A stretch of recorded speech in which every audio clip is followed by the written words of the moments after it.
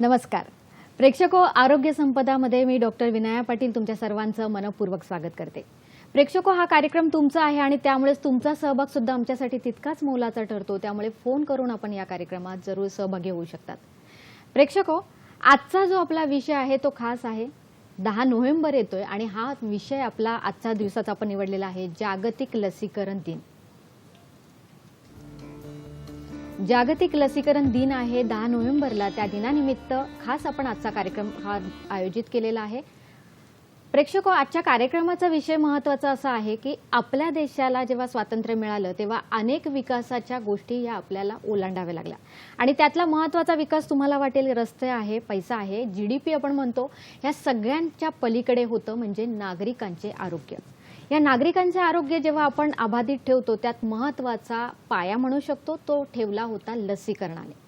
लसीकरण हे इतकं महत्त्वाचं ठरलं की त्यामुळे माता आणि बालकांचं आरोग्य हे आपण अगदी उत्तम प्रकारे ठेवू शकलो आणि तोच एक निकष ठरतो तो म्हणजे भारताच्या विकासाचा दर ठरवण्याचा। हा इतका महत्त्वाचा मुद्दा असून सुद्धा आत्तापर्यंत आपल्याकडे तितकं म्हणावं तितकं काही दृष्ट्या या विषयाकडे दुर्लक्ष केलं जातं। कधी कधी असं म्हणतात की काही लसी घेतल्या जातात, काही लसी नाही घेतल्या जात, पण असं करू नये, किंबहुना याची जनजागृती व्हावी म्हणूनच खास आपण आजचा विषय निवडलेला आहे, जागतिक लसीकरण दिन, जो 10 नोव्हेंबरला आहे। आणि यासाठीच आज आपल्याला मार्गदर्शन करायला लाभलेले आहेत 2 डॉक्टर आपल्याकडे आलेले आहेत। आपले पहिले डॉक्टर आहेत डॉक्टर यशवंत राघू गबाले। नमस्कार डॉक्टर, आरोग्य संपदामध्ये आपले स्वागत आहे। नमस्कार प्रेक्षको, डॉक्टरांची माहिती अशी आहे, डॉक्टर यशवंत राघू गबाले हे सायन रुग्णालय येथे बालरोग चिकित्सा विभागाचे अतिरिक्त प्राध्यापक आहेत। गेल्या 25 वर्षापासून डॉक्टर प्रख्यात बालरोग तज्ज्ञ म्हणून प्रसिद्ध आहेत। विशेष म्हणजे सायन हॉस्पिटल येथेच HIV बाधित मुलांचे जे विभाग आहेत तसेच कुपोषणग्रस्त बालक जी असतात त्या विभागाचे डॉक्टर इन्चार्ज म्हणून कार्यरत आहेत। त्यामुळे डॉक्टरांकडे बालकांना जो उपचार करण्याचा आहे तो प्रख्यात असा डॉक्टरांकडे सेवाभाव आहे, डॉक्टरांकडे अनेक अनुभव आहेत, ते आपल्यासोबत डॉक्टर आपल्याला शेअर करणार आहेत। याशिवाय आपल्याकडे दुसरे डॉक्टर आलेले आहेत डॉक्टर संगीता पेडणेकर। नमस्कार डॉक्टर, आरोग्य संपदामध्ये आपले स्वागत आहे। नमस्कार प्रेक्षको, डॉक्टरांची माहिती अशी आहे, डॉक्टर संगीता पेडणेकर या सायन रुग्णालय येथे औषध वैद्यकशास्त्र या विभागात प्राध्यापिका म्हणून कार्यरत आहेत। तसेच डॉक्टर गेल्या 30 वर्षापासून युनिट प्रमुख म्हणून सुद्धा कार्यरत आहेत। 30 वर्षापासून प्रख्यात MD औषध वैद्यकशास्त्रात म्हणून डॉक्टर सेवा पुरवत आहेत। गेल्या 10 वर्षापासून डॉक्टर ज्येष्ठ नागरिकांसाठी सुद्धा आपले सेवाभाव देत आहेत आणि कार्य करत आहेत। विशेष म्हणजे मेडिकल एज्युकेशन फेलोशिपमध्ये इंटरनॅशनल फीमर ही पदवी सुद्धा डॉक्टरांनी संपादन केली आहेत। 80हून अधिक शोध निबंध तसेच विविध विषयांमध्ये डॉक्टरांचे व्याख्यान, वैद्यकीय विषयपर व्याख्यानं झालेली आहेत, त्या डॉक्टर मार्गदर्शन देत असतात। तर आजचा विषय फार महत्त्वपूर्ण आहे। चला तर मग कार्यक्रमाला सुरुवात करूया। प्रेक्षको, लस म्हटल्यानंतर काय असतं याची माहिती आपल्याला घेणं गरजेचं आहे, कारण थोडंसं शास्त्र जर आपण समजून घेतलं तर त्यामागचा आपल्याला मिळणारा हेतू हा सुद्धा छान ठरतो। डॉक्टर संगीता पेडणेकर मॅडम, तुम्ही काय सांगणार आहात आमच्या सर्व प्रेक्षकांसाठी की लस म्हणजे काय आणि ती आपल्या शरीरात गेल्यावर कसे काम करते? सर्वप्रथम दूरदर्शनच्या सह्याद्री चॅनेलच्या या आरोग्य संपदा कार्यक्रमात आम्हाला चर्चेसाठी बोलवण्यात आलं आहे, त्यामुळे मी त्यांचे आभार मानते। आणि 10 नोव्हेंबर हा जागतिक लसीकरण दिन म्हणून ते साजरा करतायत, त्याच्याबद्दल जनजागृती माहिती देत आहेत, त्याबद्दल त्यांचे अभिनंदनही करते आहे। तर लस म्हणजे वॅक्सिन। आता भारताने वैद्यकशास्त्रात लक्षणीय प्रगती केलेली आहे आणि लसीकरणाचे महत्त्व पटवून जवळजवळ 77% मुलांना लसीकरण करण्यात आलेले आहे। सो ही नेत्रदीपक प्रगती आहे। लस म्हणजे इंग्लिशमध्ये त्याला व्हॅक्सिन असं म्हणतात, जे एक आयदर ते तोंडावाटे दिले जाते किंवा इंजेक्शन, ह्या 2 स्वरूपात दिले जाते। ते लस म्हणजे व्हॅक्सिनमध्ये आपल्याला जे आजार होतात त्याच्यातले जे विकार होतात त्याच्यातले जे जंतू असतात त्याचं मृत प्रमाणात किंवा अंशतः प्रमाणात लसीमध्ये प्रमाण असतं आणि ते जेव्हा शरीरावाटे गेले आपण देतो लस वॅक्सिन एखाद्या व्यक्तीला, तर त्या व्यक्तीमध्ये अँटीबॉडीज तयार होतात। त्या अँटीबॉडीजला आपण प्रतिजैवक असं म्हणतो। ही प्रतिजैवक खूपच संरक्षण देणारी कार्यरत करतं आणि हे हळूहळू लस दिल्यानंतर त्याचा एक सापळाच आपल्या शरीरात निर्माण होतो आणि जेव्हा त्या व्यक्तीला विकार होतो तोच विकार होतो तेव्हा त्याचे स्वरूप खूप सौम्य स्वरूपाचे होते. त्याची गुंतागुंत किंवा आपण कॉम्प्लिकेशन्स म्हणतो सायंटिफिक लँग्वेजमध्ये, भाषेमध्ये, ते होत नाही किंवा कमी प्रमाणात होतं. आणि जेव्हा ही अँटीबॉडीज, प्रतिजैवक तयार होतात लसीकरण केल्यामुळे, तेव्हा हे अँटीबॉडीचं एक शृंखलाच तयार होते. आणि इवन दुसऱ्या व्यक्तींनाही जेव्हा हा त्रासलेला रुग्ण आजार पसरवतो त्याचे प्रमाण कमी होते, ती शृंखला कंट्रोलमध्ये आटोक्यात येते आणि त्या रोगाचं रोगप्रसारण होण्याचं प्रमाण कमी होतं आणि कदाचित तो रोग नाहीसाही होऊ शकतो. सो लसीकरण हे एक भारताने मिळवलेले नेत्रदीपक दैदिप्यमान यश आहे आणि आपण हे अनुभवलं आहेच आपल्या कोविड-19 ह्या भारतात पसरलेल्या लाटेमध्ये. आणि खरंच कौतुकास्पद, अभिमानास्पद बाब आहे. नक्कीच डॉक्टर, म्हणजे कोविडमुळे सगळ्यांनाच कळालं लस ही फार महत्त्वाची ठरते, ती आपल्याला अनेक आजारांपासून आपण बचाव करू शकतो. डॉक्टर, सगळ्यांना माहिती आहे की त्याचे फायदे होतात, पण तुम्ही खास करून काय सांगणार आहात वैद्यकीय दृष्ट्या की लसीकरणामुळे काय काय फायदे होऊ शकतात? नमस्कार. जसं मॅडमनी सांगितल्याप्रमाणे लस देणं फार महत्त्वाचं असतं. लस जी असते त्याच्यात सबळ जंतू नसतात, तर ते जेव्हा आपण लस एखाद्या बालकाच्या शरीरात देतो तर त्याच्या अगेन्स्ट आपल्याला अँटीबॉडीज तयार होते आणि इम्युनिटी जे म्हणतो रोगप्रतिशक्ती ती तयार होते. त्यामुळे जे लहान मुलं जे असतात जन्मताच त्यांची रोगप्रतिशक्ती फार कमी असते. जेव्हा आपण लस देतो तेव्हा त्यांची रोगप्रतिशक्ती वाढण्यास मदत होते आणि ही मदत आपण लहानपणापासून जर वॅक्सिन दिले तर ते बाळ सुदृढ राहतं, गुटगुटीत राहतं आणि त्याची वाढ व्यवस्थित होते. जर एखादा बाळ कमजोर असेल, त्याला लस नाही दिली तर त्याला दुसरे जे आजार असतात, जे संधिसदू आजार असतात, ते होण्याचे चान्सेस जास्त असतात. जसं स्लाइडमध्ये दाखवल्याप्रमाणे तुम्ही बघत असाल की लसीकरणाचे फायदे काय काय असतात की त्याच्यामुळे रोग होण्याचा धोका जो असतो तो कमी होतो. म्हणजे लस म्हणजे एक आपण कवच कुंडलच म्हणूया लहान बालकाची, की ती देणं फार गरजेचं असतं. आणि ह्यामुळे काय होतं, लहान मुलांना जे काही संसर्गजन्य आजार असतात ते मुलं एक्सपोज असतात, त्याच्यापासून त्यांचा बचाव होतो आणि त्यांचं पोषण आणि वाढ उत्तम होण्यास फार मदत होते. आणि जे बाळ निरोगी असेल, आजारी पडत नसेल, त्या घरात पण आनंदी असं वातावरण असतं. त्यामुळे लहानपणापासूनच सगळ्या बालकांना लसी देणं फार महत्त्वाचं आहे. अगदी बरोबर डॉक्टर, तुमचा शेवटचा मुद्दा अगदी महत्त्वाचा आहे. कारण खरंच जर ते बालक गुटगुटीत आणि सुदृढ असेल तर सगळं घर हसत असतं, बाळ रडलं तर सगळं घरही रडतं. अगदी फार छान आणि उत्तम मुद्दा आहे तो. डॉक्टर, थोडक्यात राष्ट्रीय लसीकरण मोहीम जी आहे ती फार महत्त्वाची आपल्या देशात ठरलेली आहे आणि ती त्याची म्हणजे आपण म्हणू शकतो इतिहास काय, आपल्याला का सुरू करावी लागली आणि कशी आपण ती राबवतो? आता लसीकरण जे भारतामध्ये पहिलं होतं त्याचं प्रमाण फार कमी होतं. तर 1985 पासून राष्ट्रीय लसीकरण मोहीम राबवण्यात आली आणि त्याच्यामध्ये हे जे वॅक्सिन्स होते सर्व बालकांना आपण मोफत देतो. सरकारी सर्व केंद्रामध्ये हे मोफत उपलब्ध असतात, त्यामुळे त्याचा आपण फायदा घेतला पाहिजे. आणि जन्मापासून ते 12 वर्षापर्यंत आपण सगळेच वॅक्सिन आता मुलांना देतोय. आणि आता तर आपण जे पहिले महाग वॅक्सिन्स होते ते पण आपण इम्युनायझेशन शेड्यूलमध्ये इन्क्लूड केले. त्यामुळे आता आपण सर्वच मुलांना मोफत दरात ह्या लसी आपण देतोय आणि त्यामुळे त्यांचं आरोग्य उत्तम राहू शकतं. अगदी बरोबर आहे. पण आता ह्या लसी ज्या आहेत डॉक्टर, हा लसीचा जो आपण म्हणू शकतो की जो तक्ता आहे आपल्या समोर आलेला बघू शकतो. तर तुम्ही काय सांगणार आहात की जन्म झाल्या लहान मुलाचा जन्म जेव्हा होतो तेव्हा ती कुठली लस दिली जाते? हो, आता बाळ जेव्हा जन्माला येतं तेव्हा सर्वप्रथम त्याला BCGचं लस देतं. BCGमुळे काय होतं, ती BCG लस आपण त्याला डाव्या दंडावती देतो, त्याच्यामुळे त्याला TB पासून प्रोटेक्शन मिळतं. ही लस देणं फार महत्त्वाचं असतं, कारण ही जर लस नाही भेटली तर TB आपल्या भारतामध्ये एवढं त्याचं प्रमाण आहे की प्रत्येक 10 व्यक्तीमागे एक लहान बालक असू शकतं TB ग्रस्त. त्यामुळे ही लस देणं फार गरजेचं आहे. ही लस दिल्यामुळे काय होतं की त्याला TB पासून जीवघेण्या आजारापासून संरक्षण मिळतं. जास्त करून जो मेंदूचा TB असतो तो जीवघेणा असतो, त्यापासून प्रोटेक्शन मिळतं. दुसरी जी लस असते त्याला जन्मताच आपण ओरल पोलिओ डोस देतो आणि त्याला कावीळची पण एक लस देतो आपण, त्याला 0 डोस म्हणतो. तर ते पण देणं फार गरजेचं आहे, कारण असं पण आपल्या लक्षात आलंय की कावीळची डोस जर आपण नाही दिली तर ह्या बालकांना समजा मातेला कावीळ असेल, रक्ताची कावीळ, ज्याला हेपॅटायटिस B म्हणतो, तर अशा मुलांना ते संसर्ग होऊन जर त्यांना तो संसर्ग झाला तर त्यांना कॅन्सर होण्याचं प्रमाण, लिव्हरचं कॅन्सर होण्याचं प्रमाण वाढतं आणि त्यामुळे ते हेपॅटायटिस B ग्रस्त म्हणून राहतात. आणि त्यामुळे त्यांना ते प्रोटेक्शन मिळण्यासाठी आपण 0 डोस देतो. आणि नंतर मग जेव्हा बाळ 6 आठवड्याचं होतं तेव्हा आपण त्याला तक्त्यावर दाखवल्याप्रमाणे ह्या लसी देऊ शकतो की परत पोलिओची डोस नंतर त्याच्याबरोबर आपण पेंटावॅलन ज्याच्यामध्ये 5 लसी असतात, डिप्थेरिया, पर्टुसिस, टेटनस, ह्या DPT म्हणजे त्रिगुणी लस, त्रिगुण. त्याबरोबर हेपॅटायटिस B ची लस आणि हिप वॅक्सिन, अशा 5 ह्या लसी एकत्रित आपण देतो आणि 6, 10 आणि 14 आठवडे असे एक महिन्याच्या अंतरावरती आपण हा लसीकरण देतो. त्याचबरोबर आपण रोटा व्हायरस जी आहे, जे जुलाबापासून मुलांना प्रोटेक्शन देते, ते ओरली आपण त्याचे डोस देतो. आणि IPV ही जी लस आहे, जसं 2 प्रकारचे वॅक्सिन असतात. एक ओरल पोलिओ, जो तोंडाने आपण 2 थेंब देतो पोलिओचं, त्याने गट इम्युनिटी मिळते. आणि IPV जी ह्युमरल इम्युनिटी देते, तर ह्या पण आपण 2 डोसेस देतो 6 आणि 14 आठवड्यावरती.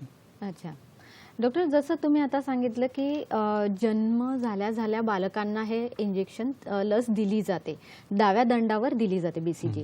पण अजूनही असं काही प्रमाण आहे आपल्या देशात की पूर्णपणे बालकांचे जन्म हे रुग्णालयात होताना दिसत नाहीये. हो. कारण रुग्णालयात झालं तर हे आपण त्या बालकांपर्यंत लगेच पोहोचू पोहोचू शकतो, शकतो. बरोबर पण आहे. असे खेडे आहेत, वस्ती आहेत किंवा जागोजागी स्थलांतरित असणारे हो, काही लोक असतात, त्यावेळेला बालकांचे जन्म हे घरी होताना दिसतात. तर अशा वेळेला अशा लोकांनी काय करावं? तर किंवा जरूर त्यांच्यासाठी काय सांगणार? आता आम्ही टर्शरी केअरमध्ये असल्यामुळे आम्ही असे बरेच स्थलांतरित पेशंट बघतो OPD मध्ये, ज्यांना वॅक्सिन भेटल्यानंतर घरीच डिलिव्हरी झाले असतात. असे जेव्हा बालकं आमच्याकडे येतात, तर तेव्हा आम्ही त्यांना लस देण्याचा सल्ला देतो. तर जरूर तुम्ही जर असं कोणी आढळलं तर त्यांना कृपया जवळच्या रुग्णालयात घेऊन जा, तर त्यांना ही लस मोफत दिली जाईल. BCG भेटलं नसेल तर आपण BCG लस देऊ शकतो. पोलिओ, त्याबरोबर ते त्रिगुणी लस सांगितली, पेंटावॅलनची, ती देऊ शकतो. आणि त्याप्रमाणे आपण त्यांचं कॅचअप वॅक्सिनेशन करू शकतो. आणि प्रत्येक मुलाला आपण एक कार्ड देतो, वॅक्सिनेशन कार्ड देतो गव्हर्नमेंट ऑफ इंडियातर्फे.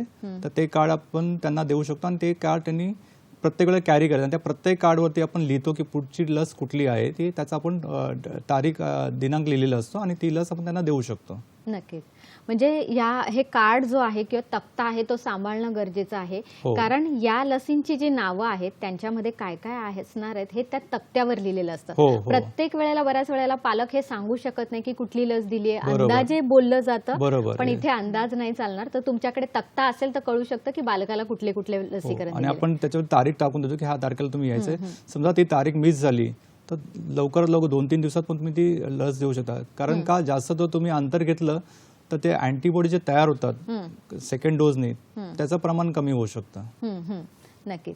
डॉक्टर, तुम्ही काय सांगणार आहात? कारण तुमच्याकडे जेव्हा आपण म्हणू शकतो की ज्येष्ठ नागरिकांची तुम्ही सेवा पुरवतच आहात, पण लहान मुलांमध्ये जेव्हा आपल्याला अशी काही लोकांमध्ये थोडं समज दिसून येतो का की 2-4 इंजेक्शन घेतली, लसी घेतल्या, जोपर्यंत हॉस्पिटलमध्ये आहेत तोपर्यंत लसी घेतल्या आणि नंतर मग त्यांच्याकडे इतका पाठपुरावा केला जात नाही, तर ही मानसिकता दिसून येते का अजूनही?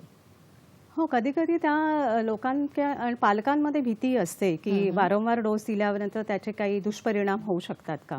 त्यामुळे ह्याच्यासाठी जनजागृती, त्यांचं काउन्सिलिंग करणं, त्यांनी वेळेवर OPD अटेंड करणं किंवा primary health care centre, anganwadi सेविका आहेत जिथे हे लसीकरण पुरवलं जातं, तर त्यांनी तो रेकॉर्डही ठेवलेला असतो. त्याप्रमाणे ते सेविकाही जाऊन त्यांच्या घरी जाऊन आरोग्य आपल्या दारी आपण असं म्हणतो त्याही पुरवतात. आणि त्यांचा जर बूस्टर डोस असेल, परत देण्याची वेळ आलेली असेल, तर त्यांना ते त्याची आठवण करून देतात आणि ते डोसही दिले जातात.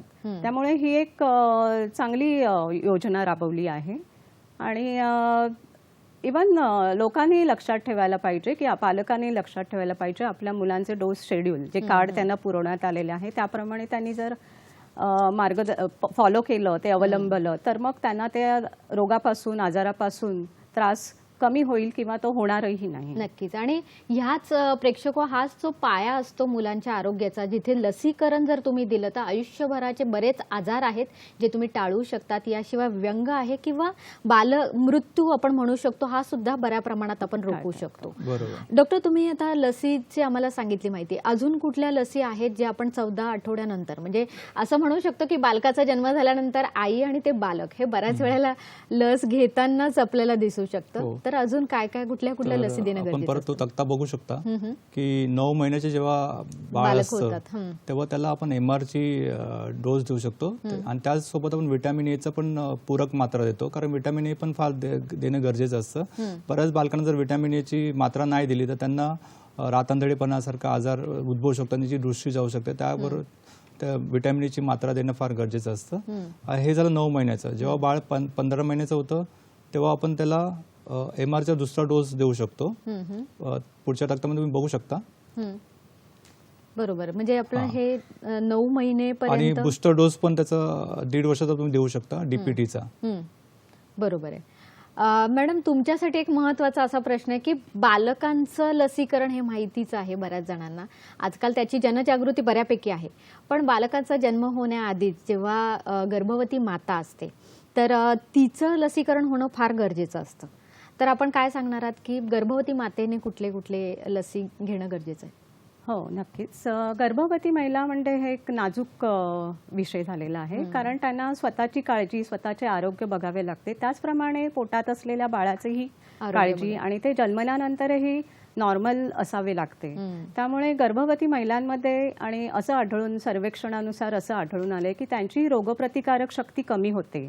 जसं वय वाढते तसंही, आणि गरोदर अवस्था या गर्भवती महिला ह्यांच्यामध्ये रोगप्रतिकारक शक्ती कमी होते, कारण ज्या आपल्या पेशी असतात संरक्षण, टी सेल, बी सेल आपण म्हणतो, त्यांची निर्मिती होण्याची किंवा त्यांची कार्यक्षमता थोड्या प्रमाणात कमीच होते. आणि त्यांना जर एखादा विकार किंवा जंतू संसर्ग झाला तर त्याचं स्वरूप सौम्य न राहता हे गुंतागुंतीचे होते. त्यामुळे हे आपण बघितले पाहिजे. आणि त्यांना गर्भवती महिलांना आम्ही टिटॅनस टॉक्सॉइड हे व्हॅक्सिन, ही लस आम्ही नियमित देतो. ही साधारण 3rd ट्रायमिस्टर म्हणजे 7, 8 आणि 9 महिन्यात दिली जाते. त्याचे 2 ते 3 डोस आम्ही देतो. त्यांच्या आधीच्या हिस्ट्रीवर, म्हणजे आधी त्यांच्याकडे जर माहिती असेल टिटॅनस टॉक्साइड घेतल्याची, त्याप्रमाणे हा डोस ठरवला जातो. तसेच हेपॅटायटिस बी शक्यतो आम्ही लाईव्ह अटेन्युएटेड किंवा ज्यांचं जिवंत स्वरूप असतं जंतूंचं त्या व्हॅक्सिनमध्ये, ज्याला लाईव्ह अटेन्युएटेड म्हणतो, ते आम्ही टाळतो, तर ते देत नाही. आणि हे टिटॅनस टॉक्साइड आमच्या OPD मध्येही, अँटीनटल क्लिनिक OPDs असतात आमच्या रुग्णालयांमध्ये, त्याच्यामध्ये रेग्युलर दिले जातात महिन्याला. आणि त्यामुळे त्यांना निओनेटल टिटॅनस, म्हणजे जो बाळामध्ये निओनेटल जन्मताच जो अर्भकामध्ये निओनेटल टिटॅनस होतो, धनुर्वात, टिटॅनस म्हणजे धनुर्वात, त्याचे प्रमाण खूपच कमी होते आणि जवळजवळ नाहीसेच झालेले आहे असं आम्ही सांगू इच्छितो, कारण हा अभ्यास आम्ही केलेलाही आहे. त्यामुळे हे व्हॅक्सिनेशन, हेपॅटायटिस बी, टिटॅनस हे खूपच महत्त्वाचे आहे, ज्याकरून त्यांचं ते गर्भवती आणि नंतर बाळाची प्रकृती खूप सुदृढ राहील. नक्कीच. प्रेक्षक हो, आपला जो देश आहे, जो उपखंड आहे, जिथे आपलं म्हणू शकतो की हवा, वारा, ऊन, पाणी आणि याच्यानुसार व्हायरस म्हणजे किटाणू, विषाणू, जीवाणू सुद्धा राहत असतात, आणि त्यानुसारच वेळोवेळी अनेक लसी हे आपल्याला भर टाकावी लागली, काही काही लसी या एकत्रितपणे द्याव्या लागल्या. पण याचा उपभोग आपण घेतोय का? ही जनजागृती आपल्यापर्यंत पोहोचली आहे का? यासाठीच आपण अनेक विषयांवर अजून चर्चा करणार आहोत. इथे वेळ झाली एका छोट्याशा विश्रांतीची. कुठेही जाऊ नका, बघत राहा कार्यक्रम आरोग्य संपदा.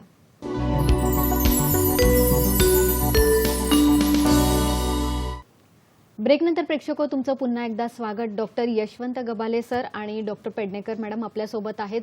जागतिक लसीकरण दिनानिमित्त डॉक्टर आपल्याला मार्गदर्शन करतात.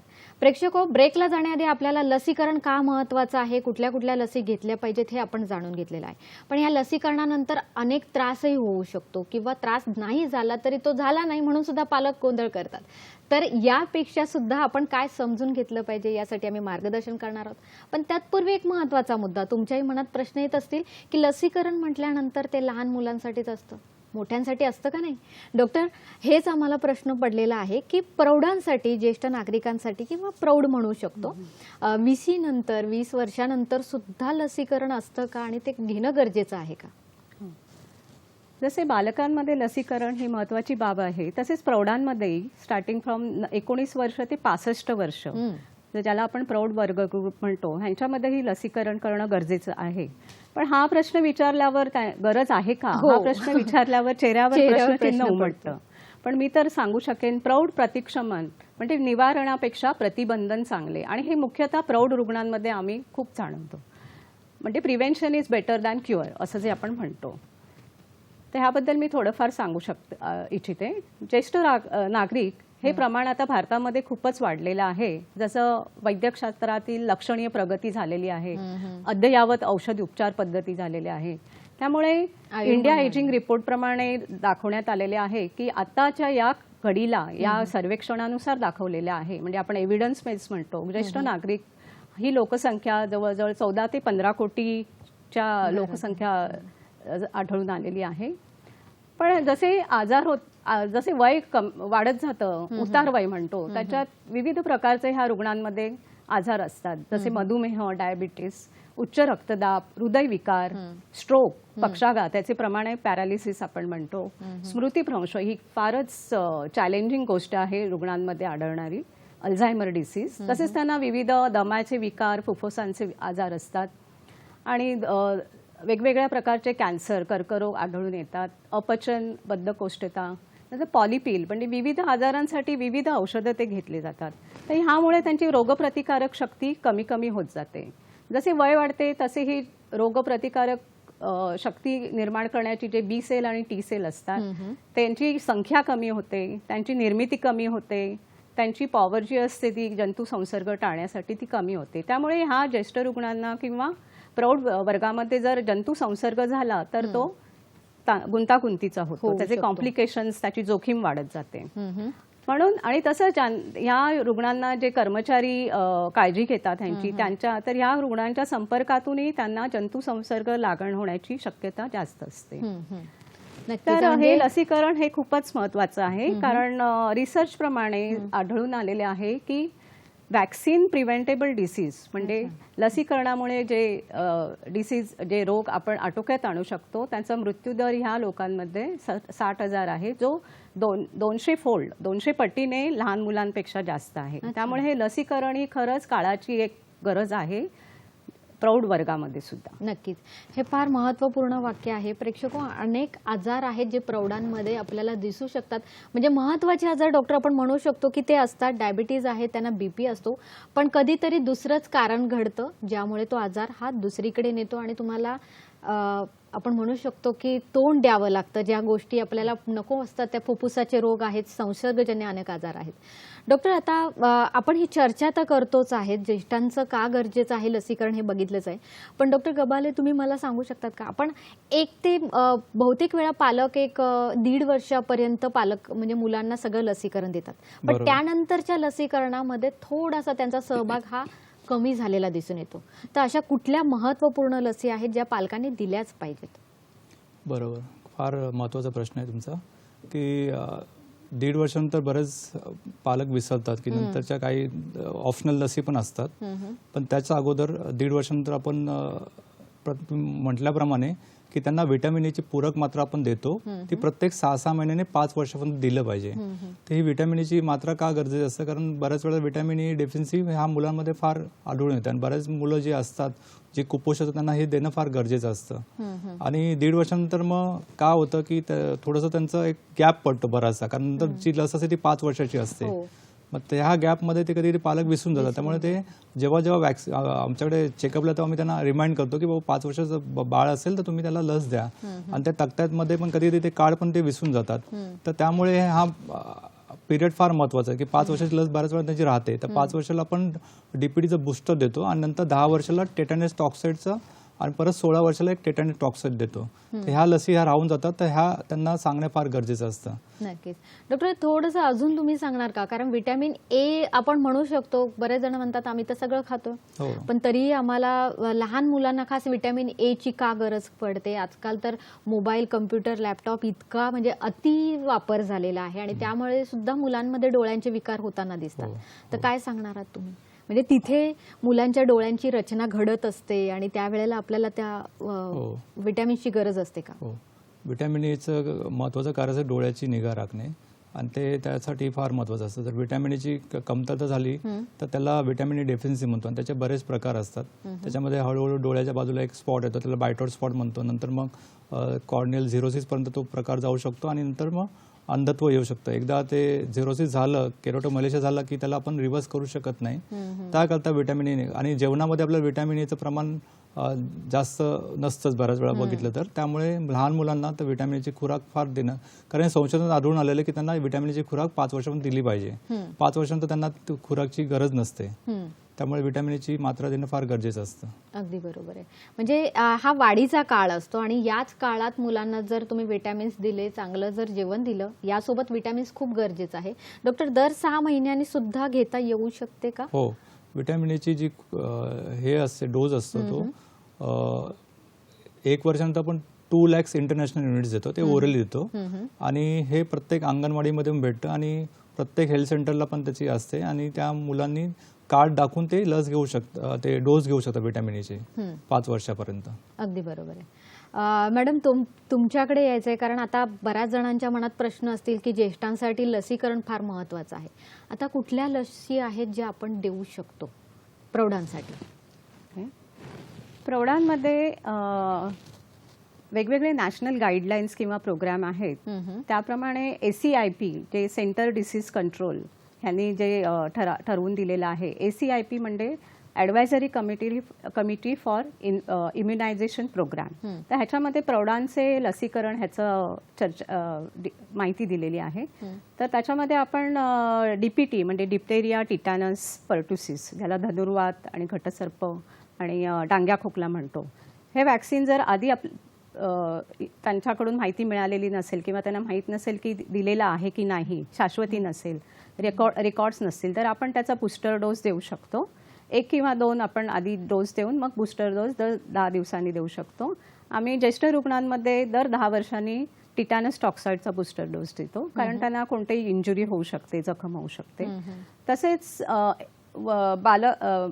म्हणजे मुलं किंवा मुलगी जर 11 ते 26 वर्ष ह्या ग्रुपमध्ये असतील तर त्यांना HPV vaccine, human papilloma virus, ह्याच्याबद्दल जी वॅक्सिन आहे, कारण सर्वायकल कॅन्सरचे प्रमाण खूप वाढलेले आहे, तर ह्युमन पॅपिलोमा वॅक्सिन हे आम्ही देतो, HPV वॅक्सिन. त्याचे 3 डोसेस दिले जातात. जर पहिला डोस 11 वर्षापर्यंत दिले असेल, Wien child becomes sexually active, तर त्याचा परिणाम खूपच चांगला असतो.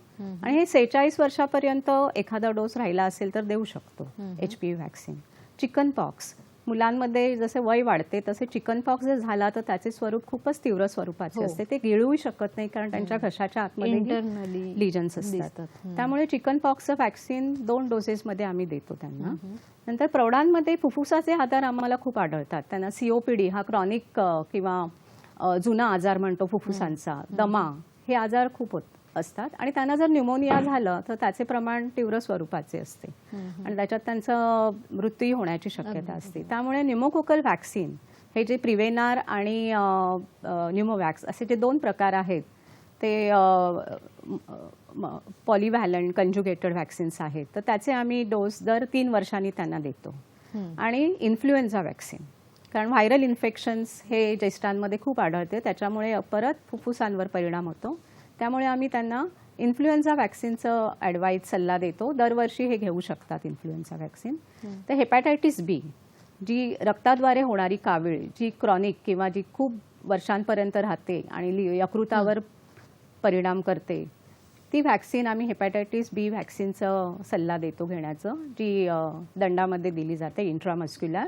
त्याचे 3 डोसेस रिक्वायर्ड असतात.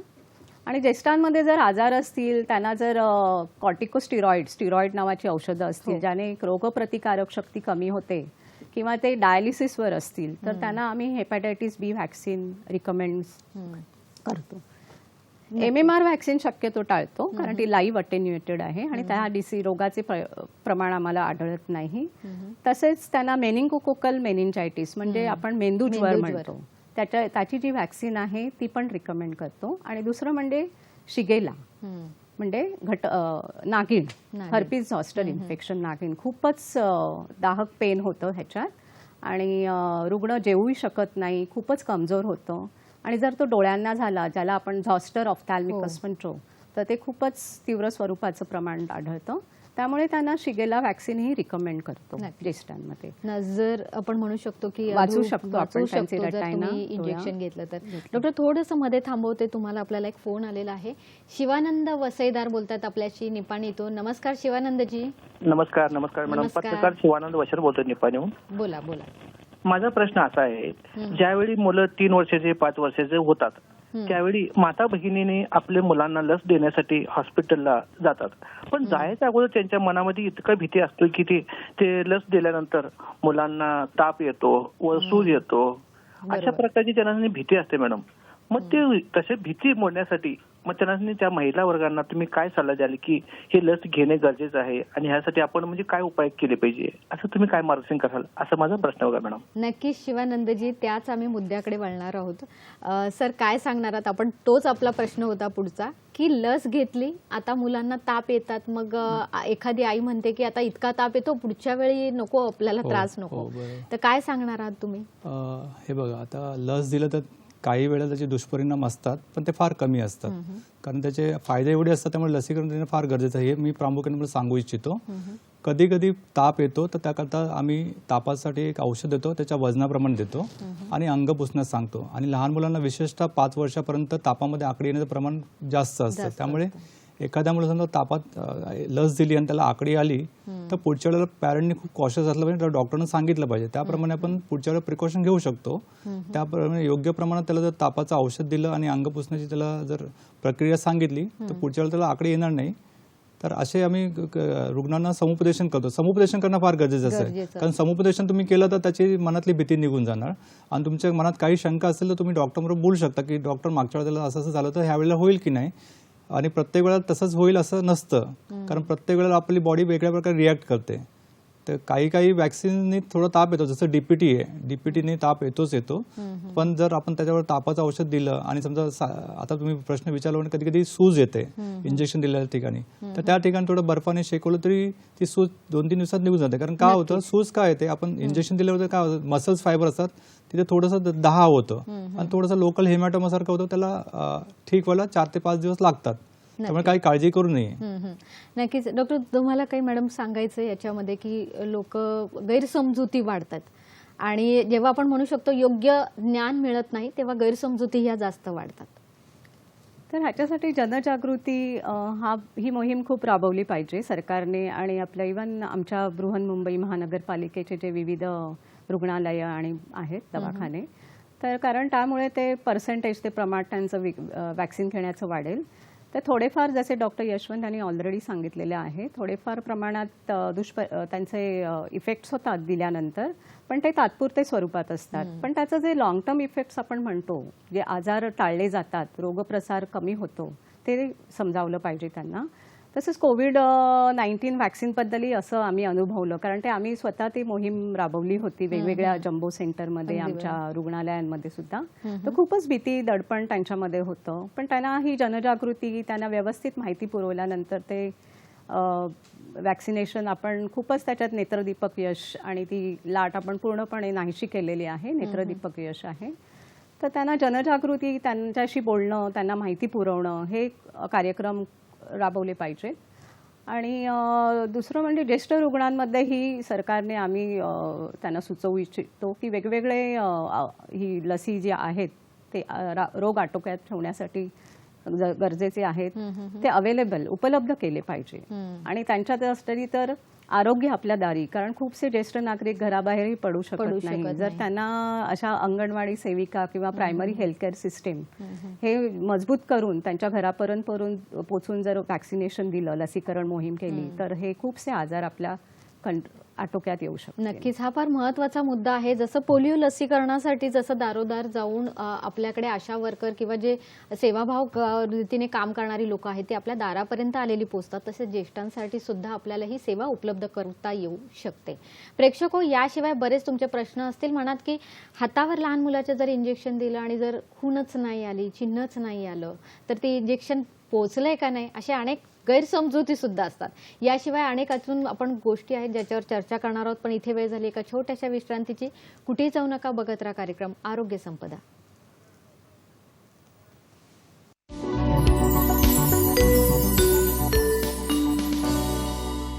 ब्रेकनंतर प्रेक्षको, तुमचं पुन्हा एकदा स्वागत. डॉक्टर यशवंत गबाले सर आणि डॉक्टर संगीता पेडणेकर मॅडम आपल्यासोबत आहेत.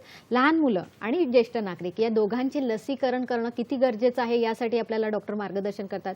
प्रेक्षको, या दोन्ही मुद्द्यांकडे वळण्याआधी आपण पुन्हा एकदा जाणून घेऊया. मॅडम, काय सांगणार आहात की ज्येष्ठ नागरिकांसाठी पुन्हा एकदा तुम्ही सांगणार का की कुठल्या लसी या फार महत्त्वपूर्ण आहेत आणि त्या घेतल्याच पाहिजे? वयाची 65 वर्षे झाल्यावर ज्या महत्त्वाच्या लसीकरणाच्या योजना आहेत आणि जी लस घेतली पाहिजे, ते पहिलं म्हणजे त्यांनी न्यूमोकोकल वॅक्सिनेशन जे दर 3 वर्षांनी आम्ही देतो. ते 13 पॉलिव्हॅलंट किंवा 23 पॉलिव्हॅलंट असे सापडतात न्यूमोवॅक्स. आमच्या हॉस्पिटलमध्येही, लोकमान्य टिळक हॉस्पिटलमध्येही न्यूमोवॅक्स ही शेड्यूलवर होती. बृहन्मुंबई महानगरपालिकेने ती दररोज योग्य प्रमाणात पुरवली होती, ती आम्ही द्यायचो. दुसरं म्हणजे त्यांनी दरवर्षी इन्फ्लुएन्झा हे वॅक्सिन घेतलं पाहिजे, ज्याच्यामुळे त्यांना सर्दी खोकला हे जे व्हायरल इन्फेक्शन्स आहे ते कमी होतील, त्याच्यामुळे फुफ्फुसावरही परिणाम होणार नाही. नंतर टिटॅनसचा बूस्टर डोस दिला जातो, तर तो बूस्टर डोसही त्यांना दिला जातो धनुर्वातसाठी. त्यामुळे त्यांना बहुतेक त्यांचे ऑपरेशन्स असतात त्याच्या आधी आम्ही हा टिटॅनस टॉक्सॉइड असे हे वॅक्सिन दिले जात आहेत. तसेच त्यांना हर्पिस झॉस्टर जे मी ऑलरेडी आधी सांगितलेलं आहे, म्हणजे नागिण जी चेतातंतूच्या स्वरूपात पसरते आणि खूपच दाहक पेन, खूपच शारीरिक यातना ह्याच्यात होतात आणि डोळ्यांवरही परिणाम होतो, तर त्याबद्दलची वॅक्सिन. नंतर मेनिंगोकोकल म्हणजे मेंदूज्वर, ज्याच्यामध्ये ताप येतो, आकडी येऊ शकते, कन्व्हल्जन्स आपण म्हणतो, पेशंट बेशुद्ध होतो. तर हे प्रिव्हेंट किंवा हे रोखण्यासाठी आपण आधीच लसीकरण केलं असेल तर फारच चांगलं आहे. तर ती वॅक्सिन. हेपॅटायटिस बी, कारण ते डायलिसिसवर असतात, क्रॉनिक किडनी डिसीज पेशंट, त्यांच्यासाठी हेपॅटायटिस बी ही वॅक्सिन रिकमेंड केली जाते. हेपॅटायटिस ए सुद्धा, कारण दूषित पदार्थ किंवा दूषित पाणी सेवनाने हे होतात, त्यामुळे ते हेपॅटायटिस ए. त्यामुळे ज्यांना ऑलरेडी जर लिव्हरचा आजार असेल तर हेपॅटायटिस ए मुळे तो वाढू नये हे देऊ शकतो. नक्कीच. तर असे विविध आहेत वॅक्सिनेशन, लसीकरण, जे इव्हन ज्येष्ठ रुग्णांमध्ये सुचविल्या जातात आणि देणे योग्यकारक आहे आणि त्यांचं आयुष्यमान चांगलं होईल, आरोग्यदायी निरोगी वृद्धापकाळ ते जीवू शकतील. नक्कीच. डॉक्टर यशवंत, आपण जेव्हा चर्चा करत होतो की लहान मुलांना BCGची पहिली लस दिली जाते, आपण डाव्या दंडावर दिली जाते, आणि मग पालक कधी कधी म्हणतात की ते इंजेक्शन दिलं आणि त्याची खून आलीच नाहीये, म्हणजे आमच्या बालकाला जी लस आहे ती मिळालीच नाहीये. तर काय सांगणार आहेत याबद्दल? हा खूप कॉमनली आम्हाला विचारला जातो की लस दिली पण ते व्रण आलं नाही. तर समजा तुम्ही 100 बालकं घेतले तर त्या 100 बालकांमध्ये 5-10 बालकांना व्रण येऊ शकत नाही. त्याची कारणं वेगळी असतात, कारण त्याचा टेकअप त्यांनी कसा केलाय, प्रत्येकाची इम्युनिटी वेगळी असते. तर त्यामुळे काळजी करायचे कारण नाही. जर त्याला व्यवस्थित लस दिली असेल, डॉक्युमेंट केलं असेल, आम्ही डॉक्युमेंटेशन बघतो, तर त्याला परत सेकंड डोस द्यायची गरज नाही. आणि दुसरं असं असतं कधी कधी लस दिल्यानंतर खाली एखादी गाठ येते काकेमध्ये, तर त्याला पण घाबरायचं कारण नाही. कधी कधी बाळ हलतं BCG देताना, तर कधी कधी थोडं डीपर झाल्यामुळे ते तसं दुष्परिणाम होतो. पण जर गाठ जास्त वाढली असेल तरच डॉक्टरकडे जाऊन त्याचा योग्य तो सल्ला घ्यावा, असं मी तुम्हाला सांगू इच्छितो. घाबरण्याची गरज नाही. ताप आला म्हणजे ती उलट लस कार्याला मोकळी झाली किंवा बालकाने ते आपण म्हणू शकतो ते स्वीकारलं आहे, प्रतिजैविक तयार व्हायला तयार झाली आहे. डॉक्टर, आपण एक फोन घेऊया. विनया परब बोलतायत आपल्याशी. नमस्कार. विरारवरून बोलतायत. नमस्कार, बोला. हॅलो मॅडम, तुमचा टीव्हीचा आवाज बंद करा आणि आपला प्रश्न सलग विचारा. हो, बोला. मला विचारायचं मॅडम की ज्येष्ठ नागरिकांच्या ज्या लसी आहेत त्या कुठे घ्यायच्या आणि कसं मागायचं की मला ही लस द्या म्हणून, काय कारण सांगायचं? अगदी बरोबर, कारण लहान मुलांना कार्ड देतात ना. बरोबर, त्यानुसार सांगू शकतो, पण आम्ही कसं सांगणार असं, मी मोठी असेल तर. नक्कीच.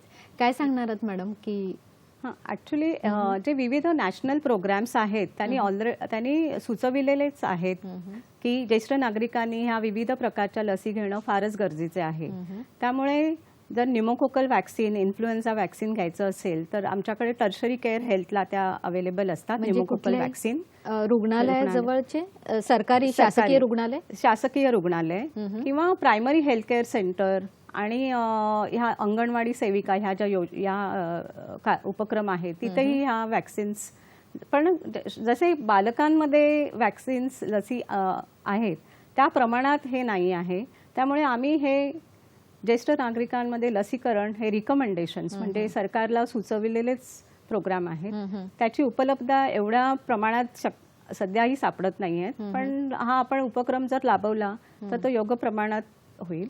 जर डायबिटीस पेशंट असेल, क्रॉनिक किडनी डिसीज म्हणजे किडनीचे आजार असलेले जे डायलिसिसवर असतात ते पेशंट असतील तर त्यांनी हे व्हॅक्सिन घेणं गरजेचे आहे. त्यांनी हेपॅटायटिस बी हे जर आपण हे उपलब्ध असतं हॉस्पिटल्समध्ये, रुग्णालय, टर्शरी केअर तर तेही हेपॅटायटिस बी वॅक्सिनेशन 3 डोसेस घेऊ शकतात. म्हणजे जवळच्या मॅडम जर शासकीय रुग्णालयात किंवा प्राथमिक उपचार केंद्राजवळ तुम्ही गेलात आणि तुम्ही स्वतः विचारणा केली की माझं वय इतकं आहे तर मी कुठल्या कुठल्या लसी घेऊ शकते, तर नक्कीच ते तुम्हाला सांगतील कुठल्या लसी घेतल्या पाहिजे आणि कुठल्या लसी तुम्ही या नंतर घेऊ शकतात. डॉक्टर, अजून एक महत्त्वाचा मुद्दा येतो की जगभर प्रवास करणारे किंवा देशातल्या देशात प्रवास करणारी काही लोक असतात, तर असं प्रवास करणाऱ्या लोकांसाठी सुद्धा काही वेगळ्या वॅक्सिन्स घेणं गरजेचं आहे का? हे प्रवासी जर आपल्या भारतातून दुसऱ्या देशात जात असतील तर तिकडचे जे आजार आहेत त्याची माहिती त्यांनी प्रवासाच्या आधी समजून घेतली पाहिजे. आणि किंवा बाहेरचे प्रवासी जर आपल्याकडे येत असतील तर आपल्याकडे जे आजार आहेत त्याचा प्रादुर्भाव किती प्रमाणात आहे आणि तो कसा आटोक्यात येईल लसीकरणामुळे, तर ह्याच्यात वेगवेगळे लसीकरण म्हणजे हेपॅटायटिस ए, हेपॅटायटिस बी, येलो फीवर जे आज खूपच प्रिव्हॅलंट रोग आहे. आणि ही येलो फीवर मी अभिमानाने सांगू इच्छिते, आमच्या बृहन्मुंबई महापालिकेने आमच्या कूपर हॉस्पिटलमध्ये ही येलो फीवर व्हॅक्सिन उपलब्ध केलेली आहे गेल्या काही महिन्यांपासून. तर ती फ्रीली मिळते त्यांना. आणि त्याच्यानंतर रेबीज व्हॅक्सिन जर आपल्या देशामध्ये येत असतील तर ती सुचविली जाते, त्याचे डोसेस वेगवेगळे प्रमाण. टायफॉइड, कारण हा दूषित अन्नपदार्थांमुळे होणारा विषमज्वर हा रोग आहे, तर ती व्हॅक्सिन घेणं जी ओरलही तोंडावाटेही दिली जाते किंवा इंजेक्शन पॉलिसॅकराइड असते तीही देऊ शकतो. नंतर हेपॅटायटिस बी 3 डोसेस. आणि जपानीज एन्केफेलायटिस जी आजकाल नवीन ॲडव्हान्स्ड प्रोग्राममध्ये सूचित केलेली आहे, समावेश केलेली आहे, तीही आम्ही सुचवतो पेशंटला. तर अशा वेगवेगळ्या आहेत व्हॅक्सिन्स. आणि हे त्यांच्या किती दिवस किती महिने ते त्या देशामध्ये राहत आहेत त्याच्यावरही अवलंबून असते. पण सूचित करणं हे खूपच गरजेचे आहे, ज्यामुळे रोग होणारही नाही, झाला तर त्याचं सौम्य स्वरूप होईल. नक्कीच. डॉक्टर यशवंत, तुम्ही खास करून कुपोषित आणि HIV बाधित जे मुलांचा जो विभाग आहे त्याचे इन्चार्ज आहेत. आता इथे असा एक प्रश्न पडतो की मग HIV बाधित मुलांना कसं इंजेक्शन दिलं जातं? फार महत्त्वाचा प्रश्न आहे. जे HIV बाधित बालकं असतात त्यांची इम्युनिटी कमी असते, तर त्याच्यामध्ये आमचे क्लिनिकल स्टेजिंग आम्ही बघतो, त्याचा व्हायरल लोड CD4 काउंट बघतो. आणि जो ॲडव्हान्स डिझीजमध्ये असेल तर अशा बालकामध्ये आपण काही ज्या लाईव्ह अटेन्युएटेड लसी असतात त्या आपण अवॉइड करतो. पण जर त्याचा CD4 काउंट किंवा व्हायरल लोड चांगला असेल आणि त्याची इम्युनिटी चांगली असेल, म्हणजे एवढी खालवलेली नसेल, तर त्यांना आपण वॅक्सिन देणं फार गरजेचं आहे. अशा बालकांना आपण ऑप्शनल ज्या वॅक्सिन असतात त्या पण आपण देतो. म्हणजे आता मॅडमने सांगितल्याप्रमाणे त्यांना आपण चिकन पॉक्सची लस देऊ शकतो, तर त्याची इम्युनिटी चांगली आहे, व्हायरल लोड चांगला CD4 असं त्यांना लसी देऊ शकतो. आणि त्यापासून त्यांचं प्रोटेक्शन होतं. कारण अशा बालकामध्ये जर त्यांना झोस्ट झाला, म्हणजे मॅडमने सांगितल्याप्रमाणे तर डोळ्याची झोस्ट झाला तर पूर्ण डोळा गमावू शकतो. अशा आम्ही बऱ्याचशा केसेस बघितलेल्या आहेत. त्यामुळे ते चिकन पॉक्सचं वॅक्सिन त्यांना देणे, हेपॅटायटिस बी आम्ही बघतो त्यांना देणे, तर ह्या ऑप्शनल वॅक्सिन आम्ही त्यांच्यामध्ये देतो. आणि तसं तुम्ही दुसरा एक प्रश्न विचारला की जे कुपोषित बालकं असतात म्हणजे ते फार एकदम बारीक असतात, मसल मास पण नसतो, पण अशा बालकांवर इंजेक्शन सुद्धा देतात, तर अशाला पण वॅक्सिन दिलं पाहिजे. तर त्यांचं पण आम्ही असेसमेंट करतो. जर ते एकदमच कमजोर असतील, खूप क्षीण असतील, तर तोपर्यंत त्याचं संगोपन व्यवस्थित होत नाही, त्यांना आम्ही आहाराचा सल्ला देतो. आमच्याकडे आहार पण आम्ही त्यांना उपलब्ध करतो, MNT देतो त्यांना. तर त्या अशा बालकांना थोडंसं सशक्त करून आपण त्यांना वॅक्सिन देऊ शकतो. पण वॅक्सिन त्यांना पण देणं फार गरजेचं असतं, कारण ते ऑलरेडी त्यांची इम्युनिटी कमी असते, तर अशांना आजार होण्याची शक्यता जास्त असते. त्यामुळे त्यांना पण वॅक्सिन लस देणं फार गरजेचं, आणि हे डॉक्टरांच्या सल्ल्यानेच द्यावे हे मी तुम्हाला सांगू इच्छितो. नक्कीच. मग डॉक्टर, अशा मुलांचं जर असा मसल मास म्हणजे आपले तेवढे स्नायू तेवढे नसतील तर मग कुठे इंजेक्शन दिलं जातं? जनरली आपण त्यांना मांडीवरती मसल मास त्यांना थोडंफार असतं, तर तिथे आपण इंजेक्शन देतो. आणि ते पण एक्सपर्ट लोकांनी दिलेलं बरं पडेल असं मी तुम्हाला सांगू इच्छितो. कारण हे जे एक्सपर्ट जे असतात युजली मोठमोठ्या रुग्णालयात असतात आणि तिथे त्यांना माहीत असतं की अशा मुलांना कसं लसीकरण द्यायचं. बरोबर आहे. डॉक्टर, बऱ्याच जाहिराती, बऱ्याच जनजागृती केल्या जातात हे प्रेक्षकांपर्यंत, आणि त्याचा उद्देश असतो की या लसी तुम्ही घ्याव्यात. यातलाच एक महत्त्वाचा होता मिशन इंद्रधनुष्य. त्याविषयी आपण काय सांगणार आहात? हो, मिशन इंद्रधनुष्य 2014 मध्ये लॉन्च केला गेला भारत सरकारने. कारण वॅक्सिनेशन जे होतं त्याचा रेट थोडा कमी होता, तो कॅचअप वॅक्सिनेशनसाठी हा मिशन इंद्रधनुष्य आपण लॉन्च केला. इंद्रधनुष्य म्हणजे 7 रंगांनी बनलेलं असं आहे, तुम्हाला माहिती आहे. त्याचप्रमाणे ह्या 7 लसी ज्या प्रामुख्याने याच्यामध्ये आपण त्याचं वॅक्सिनेशनचं कव्हरेज वाढवलं. तर प्रामुख्याने डिप्थेरिया, पर्टुसिस, टेटॅनिस ह्या 3 त्रिगुणी लस म्हणतो त्या 3. 4थी जी होती ती हेपॅटायटिस बी, 5वी ओरल पोलिओ, 6वी BCG आणि 7वा मिझल्स. ह्या 7 लसींचं आपण कॅचअप प्रमाण वाढवलं आणि खूप सक्सेसफुल झालं ते. त्यानंतर आपण एक MR कॅम्पेन पण चालवली होती 2019च्या दरम्यान, आणि त्याच्यामध्ये पण आपला MRचा तो रेट होता, तो वॅक्सिनेशन मिझल्स कव्हरेज तो फार चांगल्या प्रकारे वाढला. तर हे असं वॅक्सिनेशन ड्राईव्ह केल्यामुळे, जसं तुम्ही तर आता मगाशी उच्चारण केलं की पोलिओ आपण हद्दपार केला. 2014 पासून पोलिओ आपण ह्याचमुळे हद्दपार करू शकलो की आपलं पूर्ण कॅम्पेन चालवलं गेलं पूर्ण भारतभर. त्यामुळे आपण पोलिओ निर्मूलन अचीव करू शकलो आणि फार अभिमानाची गोष्ट आहे आपल्यासाठी. म्हणजे WHO ने आपल्याला सांगितलं 2014 मध्ये की तुम्ही समूळ नष्ट केलेला आहे, पण तरी सुद्धा यश हे अबाधित ठेवावं लागतं आणि आपल्याला पोलिओ ही मोहीम आहे, जे लसीकरण आहे ते आजतागायत चालू ठेवणार आहेत, पुढे सुद्धा चालू राहील. मॅडम, तुमच्याकडे एक महत्त्वाचा प्रश्न आहे, कारण HPV वॅक्सिन आहे जी ह्युमन पॅपिलोमा व्हायरस जो आहे तो खास आपण म्हणू शकतो की अजूनही तितकं मुलींपर्यंत त्याचं आपण म्हणू शकतो जनजागृती नाही. ती कधी घेतली पाहिजे, पाळी येण्याच्या आधी घेतली पाहिजे, पाळी आल्यानंतर घेतली पाहिजे, आणि त्याच्यामुळे काय पुढचे संभाव्य आजार हे आपण टाळू शकतो? ह्युमन पॅपिलोमा व्हायरस ह्याच्यामुळे सर्वायकल कॅन्सरही नाही तर ॲनल कॅन्सर आणि इतरही होऊ शकतात. तर ही वॅक्सिन जर जेव्हा आपण म्हणतो मूल सेक्शुअली ॲक्टिव्ह म्हणजे जे 11 ते 13 वर्षांच्या दरम्यान त्यांनी जर पहिला डोस घेतला HPV वॅक्सिनचा तर ते फारच प्रमाणकारक परिणामी ठरतं. त्याच्यानंतर 11 ते 26 वर्षापर्यंत ते 2 डोसेस घेऊ शकतात HPV वॅक्सिनचे, जे गार्डॅसिल, सर्वॅरिक्स म्हणून अवेलेबल आहेत. आणि हे 46 वर्षापर्यंत आपण एखादा डोस त्याचा अजूनही देऊ शकतो. तर त्याच्यामुळे कॅन्सरचे प्रमाण खूपच कमी होईल, सर्वायकल कॅन्सर एस्पेशली. तर हे जेवढ्या लवकर लहान वयात आपण देतो, 12 वर्ष ते 13 वर्ष पहिला डोस, त्याच्यानंतर अजून एक डोस, तर ते फारच परिणामी आहे. आणि ही आता मुबलक प्रमाणात उपलब्ध आहे. त्यामुळे जनजागृती, जसं DPT वॅक्सिन आहे त्या प्रमाणात पोलिओ आहे, त्या प्रमाणात हे HPV वॅक्सिनबद्दल जनजागृती कमी आहे. खरं म्हणजे पालकांमध्ये आपण ती करायला पाहिजे, कारण त्यांचं मूल अजूनही 13 ते 15 वर्षापर्यंत असतं. नंतर त्यांची जेव्हा ते वॅक्सिन घेतात तेव्हा त्यांची आहाराची संतुलित आहार त्यांनी घेतला पाहिजे, त्यांची प्रकृतीही, कारण ते वॅक्सिन आहे. महत्त्वाचा मुद्दा, मी आपल्या शेवटच्या मुद्द्याकडे येणार होती, कारण हा फार महत्त्वाचा आहे. अगदी बालकांमध्ये सुद्धा, प्रौढांमध्ये सुद्धा, अगदी कोविडची आपण लसी घेतल्या तेव्हा सुद्धा हा महत्त्वाचा मुद्दा ठरला, तो म्हणजे आहार. डॉक्टर, आहाराचं महत्त्व किती आहे लसीसाठीची जी प्रतिजैविक आपल्या शरीरात तयार होतात त्यासाठी? आहार म्हणजे आपण संतुलित आहाराचा आपल्या जेवणात समावेश करायला पाहिजे. जर जसं वय वाढतं तसे प्रोटीन्सची रिक्वायरमेंट, गरज शरीरालाही वाढते. तर 1 gram per kg, kilogram body weight हे प्रोटीन्स प्रमाण ठेवलं पाहिजे. विविध प्रकारची व्हिटॅमिन्स, आपल्या मिनरल्स आपल्या आहारात समावेश करायला पाहिजे. आणि प्रौढ वर्गांमध्ये दुसरं आम्ही आढळतो ते प्रोटीन कॅलरी मॅलन्यूट्रिशन, PCM, जे आपण मुलांमध्ये, लहान मुलांमध्ये बघतो ते इव्हन प्रौढ व्यक्तींमध्येही आढळतं.